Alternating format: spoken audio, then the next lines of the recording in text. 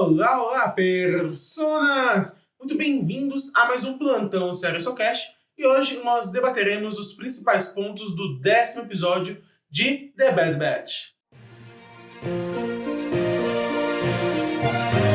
Plantão Série Socast.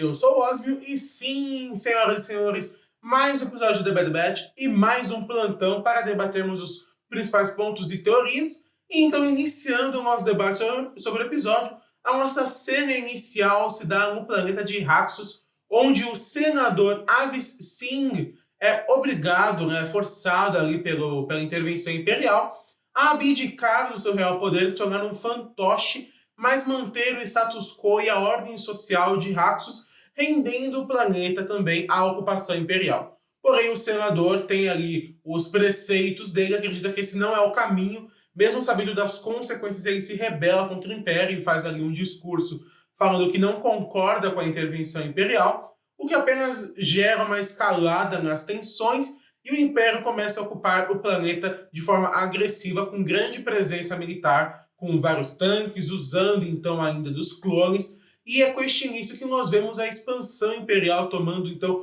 grandes planetas.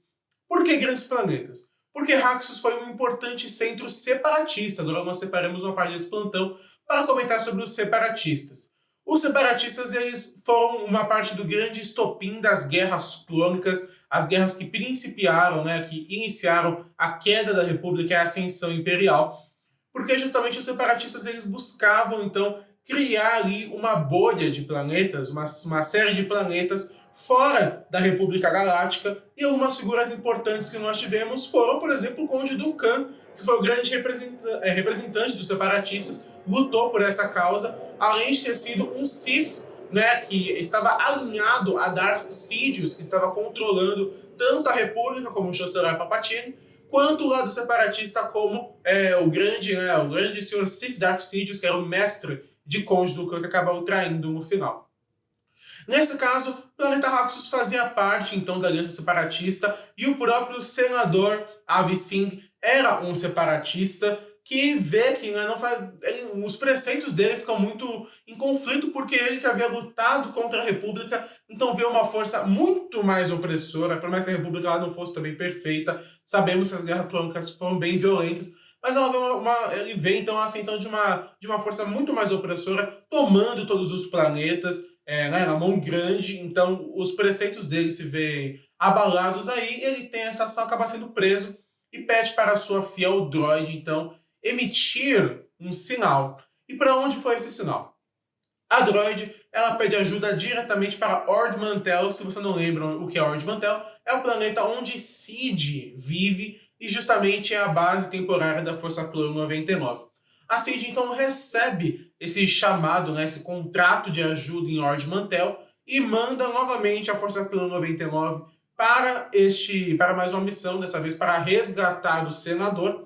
Eles são então forçados a ir, por causa que eles têm esse vínculo de dívidas com a Cid, porém o Hunter acha melhor não mandar a Ômega junto, que deixa ela um pouco triste, e ela acaba ficando ali com a Cid enquanto eles vão para o planeta separatista, já que ele não queria que ela fosse para um lugar onde há ocupação do Império.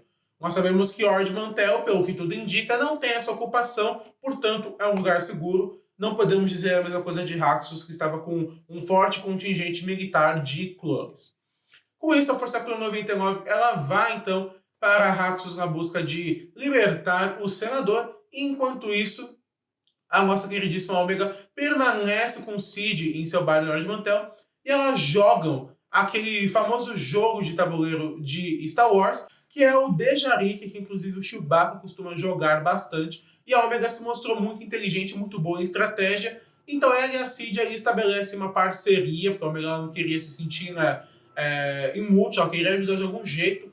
Então a Cid oferece delas estabelecerem um trato, que ela joga algumas partidas valendo dinheiro, e a Ômega então ela pega 60% do lucro, a Cid 40%, e vemos aí surgindo a nossa Gambito da rainha de Star Wars.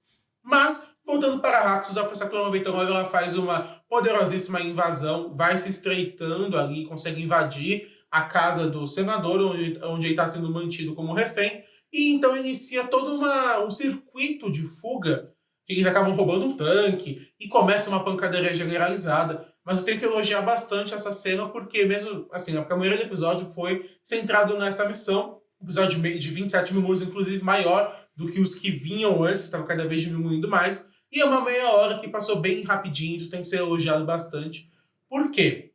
Mesmo que lembre o episódio, né, os episódios fillers que nós tivemos nessa temporada, por exemplo, nós tivemos aquele da Rancor, que sabemos que é a Rancor do Jabba, e outras questões que pareciam uma coisa meio filler. Mas esse eu acho que não, que mesmo assim que lembre um pouco, não foi. Por quê? Nós temos tanto ponto que a Ômega, depois que eles conseguem voltar a capturar o senador, né, capturar não, salvar o senador e mandar ele lá para Cid, nós descobrimos que a Ômega pagou as dívidas deles. Isso é um ponto importante, por quê? Eles permaneceram com a Cid esse tempo todo e fizeram as missões para ela justamente porque eles estavam em dívida com a Cid e precisavam quitar essa dívida em troca da proteção que ela estava fornecendo.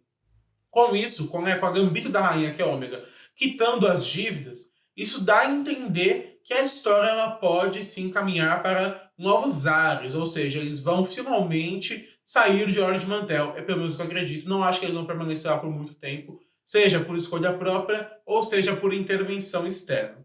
Além disso, nós descobrimos um novo atributo da Ômega, que é essa inteligência dela, que de fato pode mostrar um pouco mais porque ela é tão valiosa, né? Porque além dela ter o gene do Jango Fett, como nós sabemos, né, que ela ser uma clone tão importante neste quesito, ela ainda é muito inteligente. Então, de fato, adiciona um pouco mais de informações à personagem e também dá um pouco mais de sentido, né? Porque ela algumas vezes salva a Força Clã 99, que são soldados de elite, né?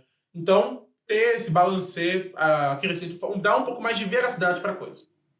Além disso, nós tivemos uma mesclagem com uma coisa que eu já estava sentindo falta, que é o envolvimento da expansão imperial. É um elemento muito interessante, inclusive um dos principais elementos que se apresentou todas essas prequels de Star Wars, tanto a trilogia, os filmes, né, dos anos 2000, que nós vemos a ascensão do Darth Vader, do Anakin indo para o lado sombrio, quanto também em Clone Wars, que é justamente essa prolongação do que nós vemos nessa trilogia do episódio 1, 2 e 3, mas com outros elementos.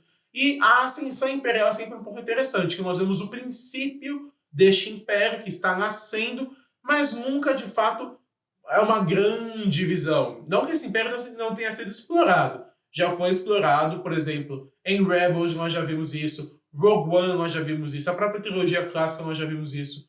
Mas em vendo as ocupações imperiais é realmente um elemento interessante. E esse episódio apresenta isso muito bem, mesclando também com uma missão tática, não é só eles chegarem, matar burros, serem capturados, como nós já vimos. Eles de fato estabelecem uma estratégia e vão ali executando o plano deles, o que combina muito com The Bad Batch. Por quê? Como é um esquadrão de elite, né, algo meio mercenários da galáxia, faz sentido, enriquece um pouco da história, nós vemos essas missões. Mas, então, por que eu estou elogiando esse episódio e não elogio o da Rancor, por exemplo? Porque eu acredito que esse episódio, aquele da Rancor foi um pouco inverossímil, eu acho, porque além de, sabe, o episódio ele gira muito em torno só dessa referência, que é o Bibi Fortuna e a Rancor, e além disso, eu praticamente não achei um episódio tão interessante pelas lutas, também acho que não fez tanto sentido, assim, eles foram capturados muito facilmente e tudo mais. Então tem essa enrolação ali da Ômega se esgueirando naquele episódio, que não acho tão interessante. Já esse que eles executaram o plano foi algo mais tático e, ao mesmo tempo, conseguiram dar uma pausa na Ômega, que estava sendo muito foco. Acho que ter deixado ela de, entre aspas, molho esse episódio fez bem para a série, porque muita gente não gosta da Ômega, não pode desse sentimento. Mas você também conseguir trabalhar os personagens separadamente faz parte, é o que o episódio faz bem. E além do que, como eu disse, pode principiar novos ares, porque eu acredito que eles não vão ficar em Hora de Mantel para sempre. Nós já estamos caminhando agora para os 6 últimos episódios e a situação deve dificultar bastante para os nossos queridos protagonistas. Mas e você? O que você acha que pode acontecer? Será que eles foram seguidos e agora o Império sabe onde eles estão? Ou será que veremos Cad Bane novamente? E são diversos mistérios. Também tem alguns pontos ainda não solucionados, como o Crosshair. Será que de fato, então, não tem jeito para o Crosshair? Ele vai ficar assim tomado pela Ordem 66 para sempre? Ou será que veremos ele voltando para a sua lucidez e o domínio da sua mente? Também tem aquela conspiração de caminho. O primeiro-ministro vai descobrir que foi traído ou não? São essas e outras perguntas que nós aguardamos ainda serem respondidas e com certeza acompanharemos tudo isso aqui no canal da Série Estou. Então, se você gostou deste plantão e está no YouTube, deixe seu like e acesse o nosso canal para uma gama de outros conteúdos. E se você está no Spotify e quer comentar algo sobre, mande um e-mail para serieestou@gmail.com. Além disso, temos muitas outras redes sociais. Então, de forma geral, foi isso e você deveria estar maratonando. Plantão Série Estou Cast.